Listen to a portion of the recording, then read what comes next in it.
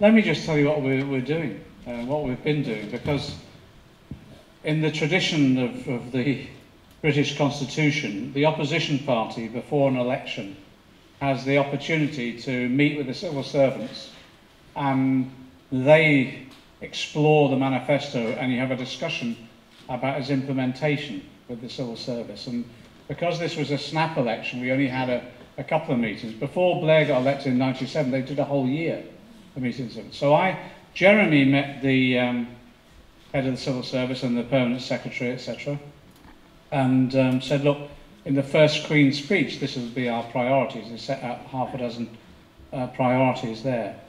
And it was like,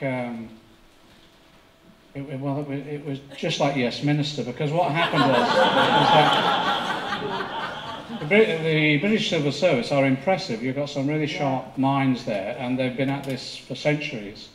And so they said, well, they accepted the priorities. And then one of them said, if you are short of something in the Queen's speech, I've just got something here for you. Might be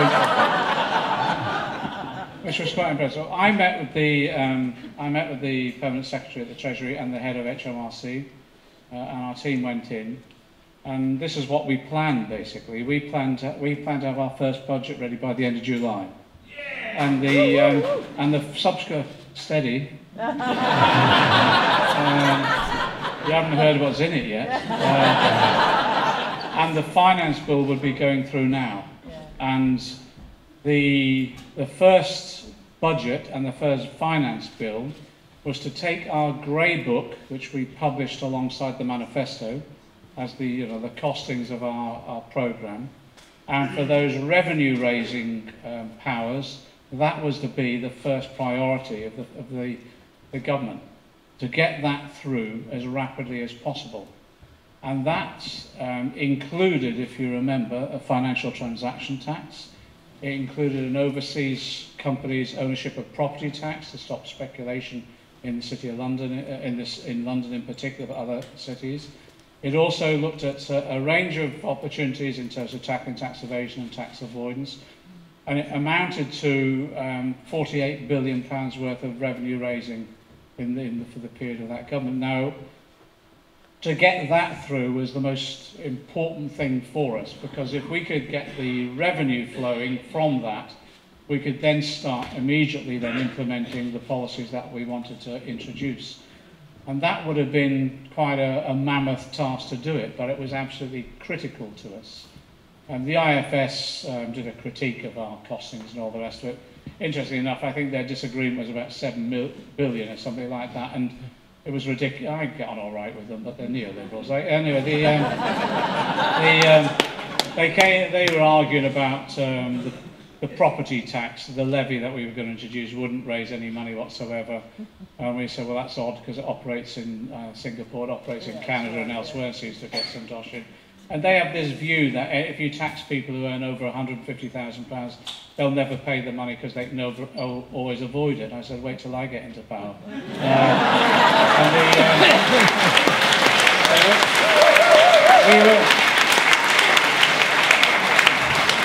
That was our first initiative from the Treasury team, and then Jeremy's priorities really was to focus dramatically in terms of our investment strategy for infrastructure in particular. We had a £250 billion transformation fund, which was to go into the basic infrastructure of our country, but most importantly to go into basically technology. We wanted to be the sort of a technology leader in the same way that's happened in terms of Internet 4 in Germany, the artificial intelligence fund and all the rest of that goes on in China and elsewhere. So that was to be rolled out very rapidly, and that was to address the point that Paul makes, because Paul, this is no secret, Paul and I have been meeting various people, asset managers and others, quietly and privately. We won't name them, they wouldn't want to lose their careers. But, but we've been meeting them to say what, scenario planning to a certain extent. And the message that comes across is they don't like some of our taxation policies, understandably, but what they do like is that approach that Paul has dignified, which is about long-term investment in our infrastructure, which enables them actually to participate in the economy effectively in their terms. So that was one of the things we wanted to bring on very, very quickly and get that underway. At the same time, it was about rehabilitating our public services. And what we're doing now in terms of the manifesto, and this is where you come in really, exactly as Paul has said, what we're doing now, we're taking every policy commitment in the manifesto and we're looking to develop detailed implementation manuals and then even get to the stage of drafting the necessary legislation, so that's all on the shelf so we can hit the deck running as soon as we go into government. Now that's the sort of bureaucrat I am, you know? That's the sort of bureaucratic work that has to be done in the preparation of almost a traditional government. But we're not going to be a traditional government, we're going to be radical government. And we're going to face all the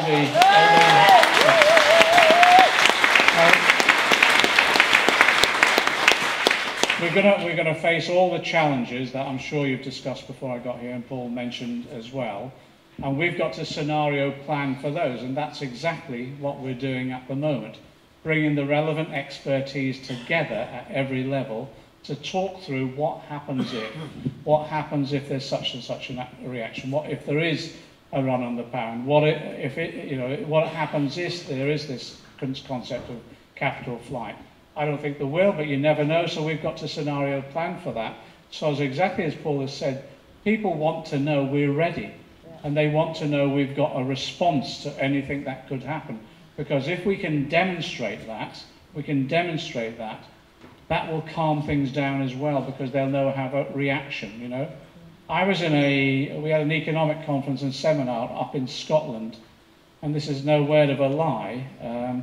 We were having a discussion about Keynesian's reverse tap and how we could use that. Now I said, look, I will be in Nirvana if at the next election you are having a discussion on these doorstep canvassing to talk about Keynesian's reverse tap and its implications for reassuring investors in the long term that we will have relatively cheap, but at the same time we'll have relatively certain money in the future, and controlled money in the future, controlled credit in the future. Again, it's looking at all those different opportunities that we've got. Richard Barbrook is one of our people who's been working on digital democracy with his teams and all the rest of it. He's got a group of people who've come up with, he does war games. He's got a group of people who are coming up with the war game type scenario planning for when a Labour government goes into power. And again, working through scenarios like that. And again, I just think it's incredibly creative. So already, people are coming forward with, exactly as Paul said, with their own expertise and abilities to advise us on that. And that includes Anne, and that includes Paul and others. And we're going to build upon that in these next few months. So we're exactly ready, and we've scenario planned for every alternative or every option that we have to face when we go into government. That's the first step. The second step, though, is, I think Anne was involved in this the same as me. In the 1980s, we were advocates of a policy or a strategy of in and against the state. And the concept of in and against the state was to explain to people the state, yes, is a set of institutions, but it is also a relationship. And it's a relationship of dominance, largely. So when I was involved in you might recall, I was involved in the GLC, so was Anne. When we took over County Hall, we tried to implement that policy of in and against the state. So we took control of the state mechanism at County Hall, but at the same time what we tried to do is change the relationship completely of dominance. So we opened the doors of County Hall. Anyone could come along, suggest a policy, and also participate in its implementation. And we did that, again, to try and change the relationship between the state and the individual and the community. That's what we'll have to do in government. And we should start planning for that immediately. So, on the proposals that we've announced, for example, on the public ownership proposals that we've announced, we've got to start work now, using the unions largely as the vehicle at the moment, but building upon that into wider civil society, to say, look, how exactly are we going to manage these industries when we take them back into public ownership? And let's start doing the detailed work now. Let's start doing the consultations with consumers or passengers or whoever, and also with local authorities and local councils, etc., about how we build the structures, because in doing that, we'll be able to ensure that in addition to taking over that structure, we're changing the relationship from one of dominance to participation and control. Now, we've got to look at every sector in that manifesto and every part of society that we want to transform to introduce that principle into that operation and the implementation of that policy. Now, that's incredibly hard work, but actually it's probably the most fruitful work that we'll do. This whole process of engagement, of self-implementation of the manifesto policies that we want to introduce when we go into government. Because when we go into government, our biggest resource won't just be the brilliant minds that are advising us, like Anne and Paul and others. It will be the mass base that we can build to support us, not just on the basis as like football spectators clapping along the team, but actually being part of the engagement of the very direct implementation of the policies that they support. Are you with me on this? Yay! Okay. So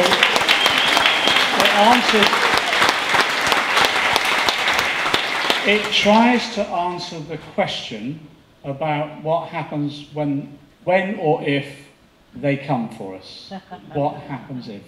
And I think if we can do the detailed bureaucratic work that needs to be done in government to implement some of these policies, to free up the resources that people can then use at every level, and if we can do that process of engagement of literally the wide community, the civil society in the development and implementation of our plans, we can build up a base that can sustain that sort of potential assault. But actually, more importantly, we can build up the popular basis of support that will ensure that that assault is not even contemplated.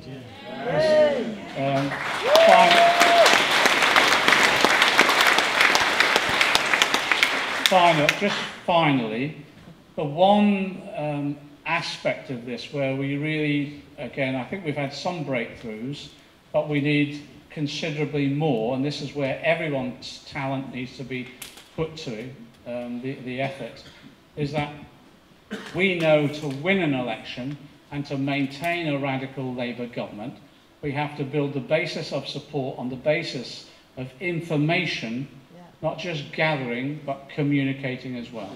So yes, we have the continuing problem of the media ownership and control until we get into government and transform some of that. But what we need to ensure is that we continue to refine the processes of creative communication, which enables, therefore, the participation of people, engagement in the development of the ideas and then the implementation of our plans. And that does mean real serious consideration of how we go to the next plateau in terms of creative use of social media and other forms of media as well. I think we've been incredibly successful so far, but it's still a narrow success. It's all well and good having a couple of million hits on a short clip or something like that, but actually we need to go to the next stage of engagement. And one of the ideas we're developing, as Richard Barbrook again in his group, is we've got to develop on very rapidly now our forms of digital democracy, so that we extend engagement in that way. So it isn't just about communicating, it's about involving. Now what's interesting, mechanisms exist and they're used. Actually, I think it was in South Korea, they used digital democracy to actually design a whole range of legislation that was to put in place. We want to do exactly like that to transform the Labour Party policy-making engagement, but we want to then use that in a much wider engagement within civil society, so that, again, we're one step ahead of not just communicating, we're also one step ahead of democratic engagement in a way that our opponents, in the way that capital, will never be able in the same way to mobilise. Now that sounds quite ambitious, but actually I think it's doable, but we need to do it fast. So all those talents that people have gained through social media now, we need to continue to develop them, of course, but we need now a dramatic push into digital democracy, which will be the process of engagement on that mass scale. The other thing as well, just to put it very, very briefly, is actually the most important thing that we've got that we may not have had for maybe years, is optimism. You know?